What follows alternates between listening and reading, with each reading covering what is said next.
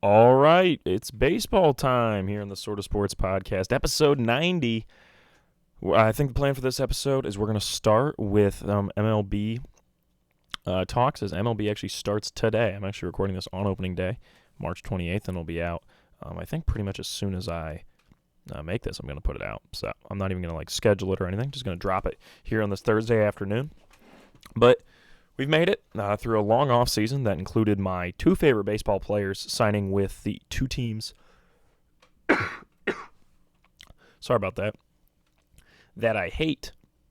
I guess I just must have been feeling sick talking about the Yankees and Dodgers. I really don't know what I'm going to do. It's really upsetting for me. As baseball, I've always said, for NFL, I'm a loyal husband to the Panthers. For the NBA, I kind of date around, a little bit of Pistons, a little bit of Cavs, but also really at this point in the NBA, I really am only too interested in what Wemby, Giannis, and Jokic are up to. And then when it comes to MLB, I'm all over the place. As long as you're not a Dodgers or Yankees, I'm a fan. And Soto and Shohei were my two favorite players. Thought I was going to be able to love them for the next 15 years. And now they went to the two teams I hate. As far as all the Shohei Ohtani betting stuff, I'm not a detective. I don't know what you want me to say. What's my take on it? What do I think he did it? I don't know. Do I think he was gambling? I don't know. Maybe he was. Maybe his translator did steal from him. I don't know. Do I think Pete Rose magically needs to be in the Hall of Fame now? Probably not. I don't really think that's how that works. But it'll lead to some interesting conversations. I do think the best thing I saw about the entire thing was somebody's like, if Shohei Ohtani wanted to be the greatest baseball player of all time, all he had to do was this during the interview. Not interview. It was when he read his statement. It was the clip from The Punisher when he goes, "Hell, I didn't like it. I loved it." When he yells that in the courtroom, he goes, "Hell, I didn't like it. I loved it." I think is what he yells, and everybody loses their minds, and the judge is like, "Order, order!" It's like John Bernthal in The Punisher. That would have been hilarious if Shohei Ohtani did that during the statement, but he did not. So a little disappointed. But anyways, who knows what goes on there. Definitely still got a soft spot for both Show and Soto, especially Soto.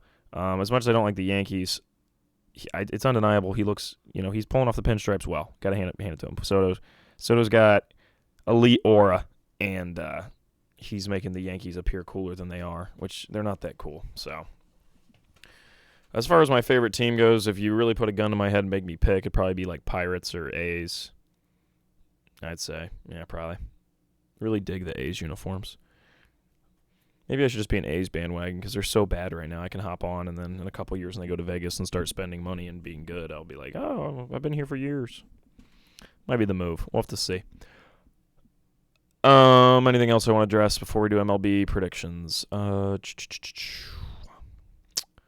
think we're good. I think that's everything. Oh, we'll touch on March Madness after MLB. Let's get right into it, though. We'll start with the AL East. This year, I got the Red Sox coming in last, the Rays coming in fourth. Why the Rays coming in fourth? Well, obviously all the Wander Franco stuff has really pushed away a lot of goodwill I have from this team. Last year, they started incredibly hot, and always it feels like the team that starts hot in an MLB season. There's always a team that's just killing in the first half of the season, and then they don't even come remotely close to the World Series, and that's what will happen. That's what did happen to the Rays last year. They lost to win the wild card to the Rangers, who were the eventual World Series champions. So there is that. But I don't really see the biggest year for them. The AL East is pretty stacked, and I just see if there's any team that's going to fall behind, it's probably them. 3, I have the Blue Jays, and then 2, I have the Yanks. Number 1, I got the Orioles. Probably the Orioles are going to win over 100 games, so that's why I have them number 1. But I think them and the Yankees will both be elite squads. As far as the AL Central goes, 5, I got the White Sox. Gosh, I just can't stand this team. Picked them back-to-back years to be in the World Series. And they've disappointed me both years, and so I'm just permanently pissed off at them. 4, I have the Twins. They did win the division last year, but this division's not that good, so I'm not that impressed. 3, I got the Guards. Interesting to see what Vogt can do. I really like Bybee, but I think it'll just be a little more of a retooling year for them. Got them winning about 78 games. 2 is the Royals. The Royals, to me, could win this division. I really mean that. Bobby Witt Jr. is a legit stud. I could see the Royals taking this division. Maybe winning maybe 85, 90 games. I'm serious. They could do it. But that's a could.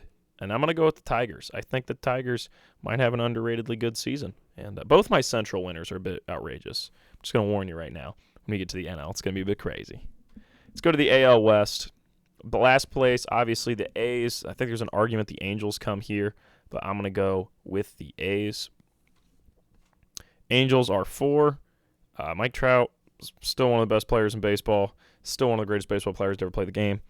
But that team's not that good. 3 is the Mariners. I see a lot of people picking them to be in the World Series. I see a lot of people hyping them up. I don't fully trust this team. It feels like 2022, they had great energy, and then they disappointed in the playoffs, and I'm just not that confident in them. So I have them at 3, especially when I think the Rangers and Stros are better. 2, I got the Rangers. They're fresh off a World Series win, but I think they're going to continue to be really good. We got to remember, they won the World Series without their best pitcher, Jacob deGrom. So it'll be very interesting to see how they do during the regular season with him. A lot of people have them winning the division, but I really don't want to bet against the Astros. So that's why I have the Astros winning the AL West. Stros consistently winners of this division, so I don't really want to bet against them. As far as rankings, though, I have the Orioles getting the best record in the AL, followed by the Stros, then Yankees, Rangers, Tigers, Blue Jays, I would say. Let's go over to the NL East. So coming in last place, I got the Nationals. Not a lot to be intrigued by here. Nationals just continue to retool.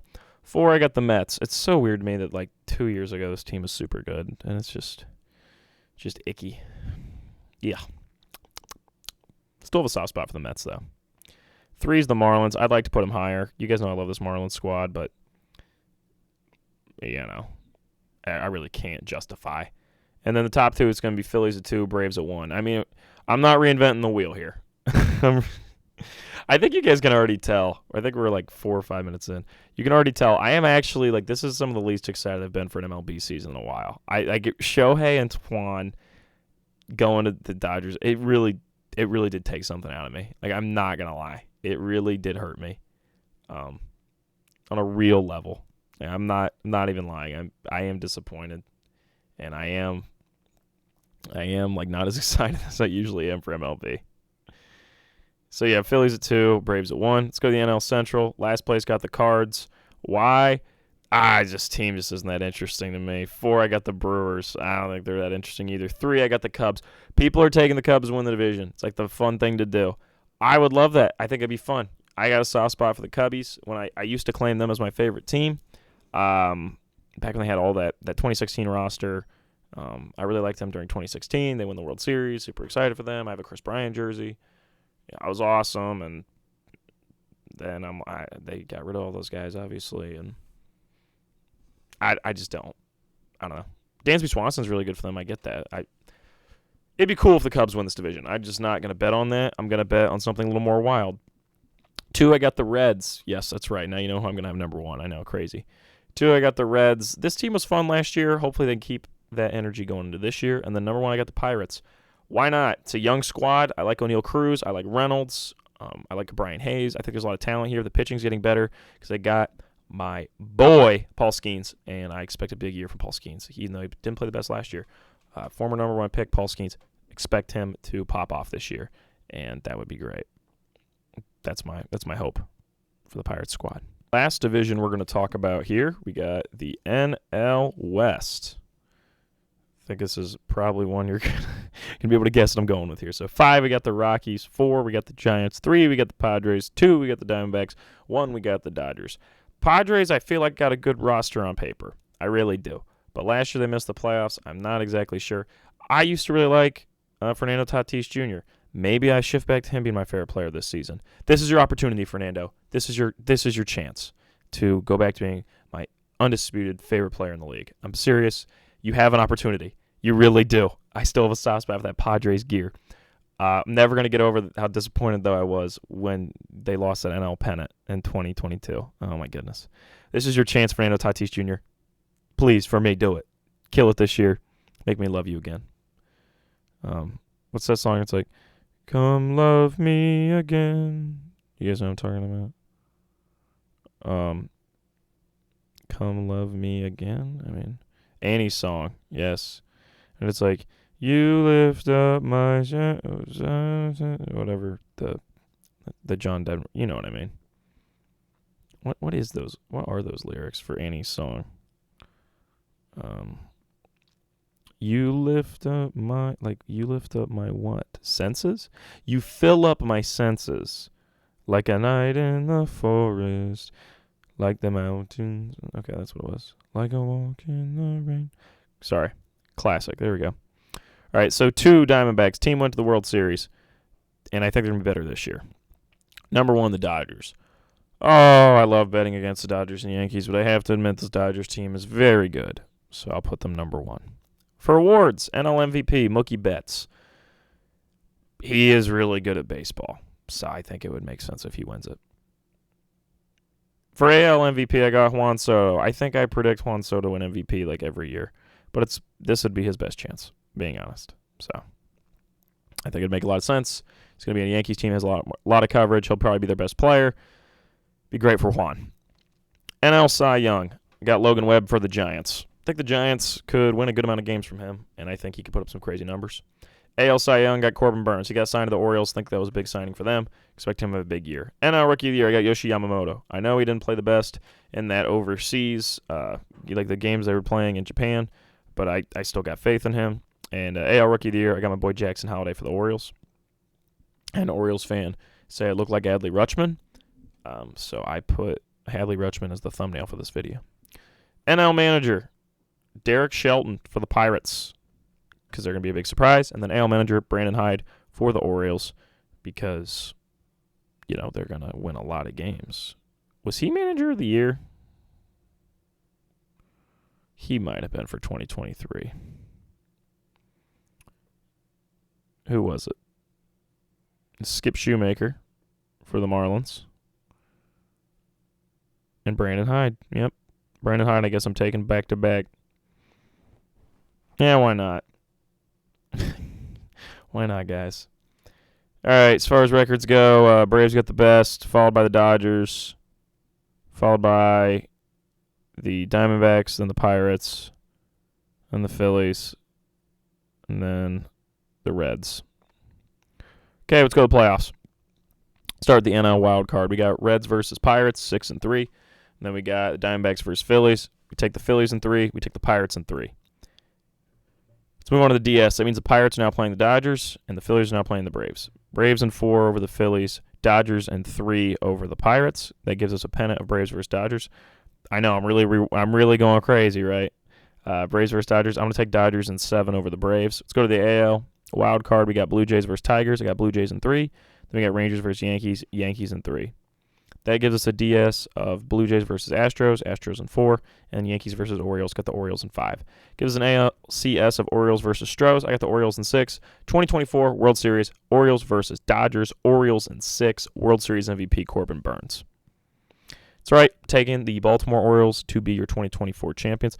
Thing is, with baseball, completely, I love the fact that I'm willing to bet I'm going to be so heinously, tremendously off with my predictions, because baseball is pretty hard to predict. And on the one hand, is that a little frustrating?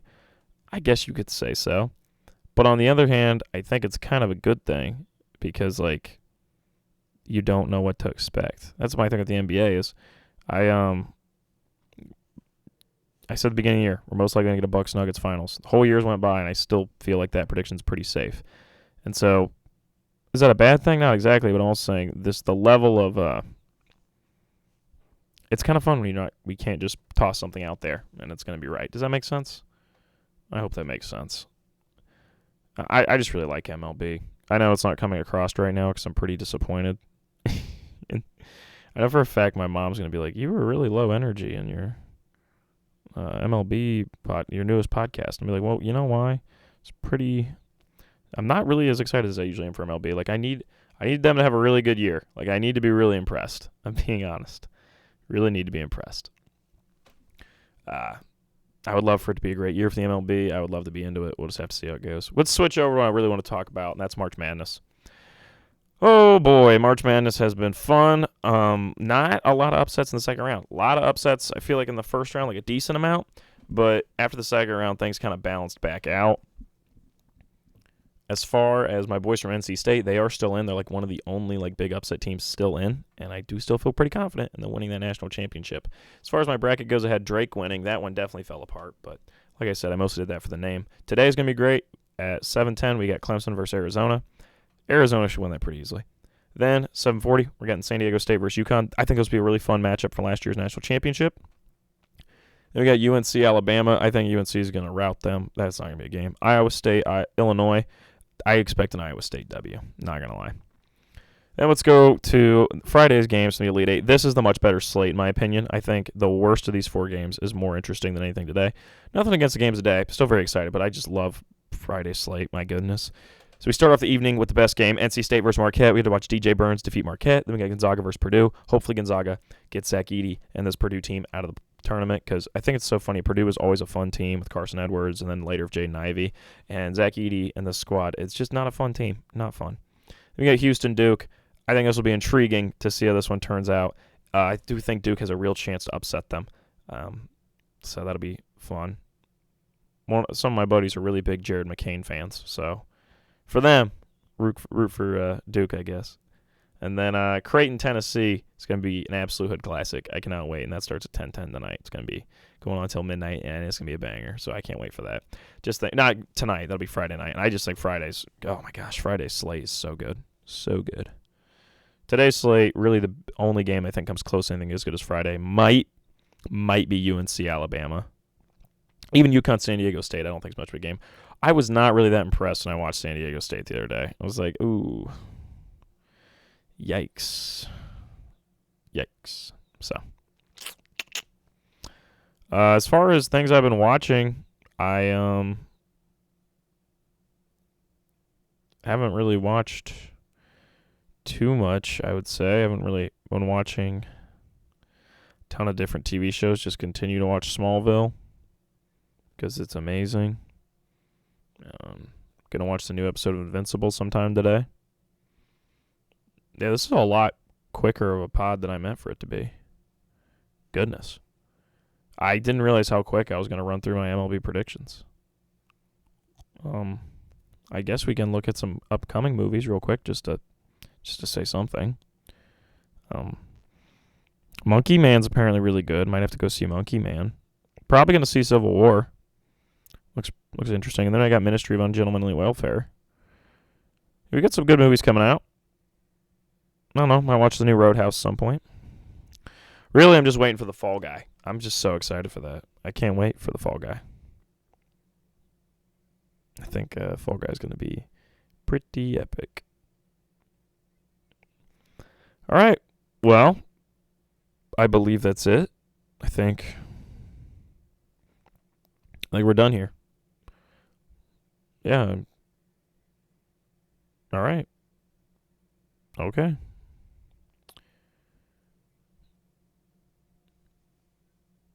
All right, well, I'll see you all in the next one. Thank you. Hey, while I was editing this, I realized I probably should mention the fact that Jack Golke and the Oakland team was a really fun team, and it's really a shame that they ran into NC State. I just wanted to say that. I think it's a real shame they had to run into my boys from NC State because that took them down, and that was a fun team. It did make me feel better because I said on the podcast before that I like taking the teams that just shoot a ton of threes for upsets because they can just get ahead of teams, and that's exactly what that Oakland team did. But I did not take Oakland for the upset. And Kentucky's one of those programs I love to bet against, and I didn't do it in the first round. I bet against them in the second round. I should have taken them out earlier. I could have been one of the few people who had Oakland. That'd been really funny. I had Vermont, but not Oakland. I picked the wrong one.